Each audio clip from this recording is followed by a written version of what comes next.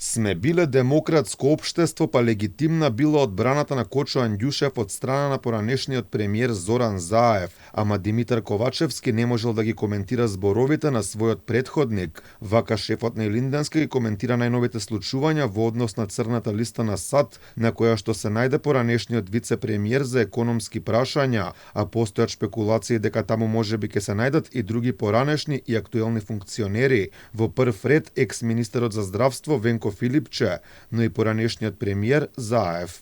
Соединетите американски држави се наш стратешки партнер и тие своите одлуки ги носат врз основа на информации и процедури кои што се спроведуваат во нивните институции. Јас во тоа не можам да навлегувам, ниту пак имам информации и ставовите на секого во оваа демократско општество се легитимни, така да не би можел да дадам дополнителни коментари. Сепак се работи за одлука на Соединетите американски држави. Во јавноста постојат шпекулации дека и многу други функционери од СДСМ и ДУИ може да се најдат на црната листа, но и за ова премиерот не можел да коментира. Запрашан дали може би се плаши дека може би листата ќе биде проширена со функционери од неговата партија, кажа дека не можел да зборува бидејќи воопшто немал информации.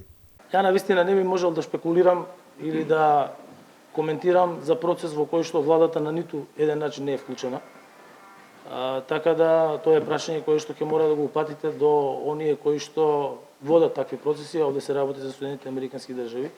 Меѓутоа владата во ниту еден момент не е контактирана во однос на ова прашање. Инаку Заев реши да застане во одбрана на својот поранешен заменик, изразувајќи надеж дека ќе докажал дека не треба да е на црната листа. Реши и да го фали, велики дека Андјушев и неговиот тим биле едни од најпосветените и најспособни во владиниот кабинет додека тој бил премиер. Околу евентуалното ставање на Заев на црната листа запрашана беше амбасадорката на САД Анџела Агелер, која одговори со кратка насмевка, но и кажа дека дополнителни информации ниту имиња нема да открива.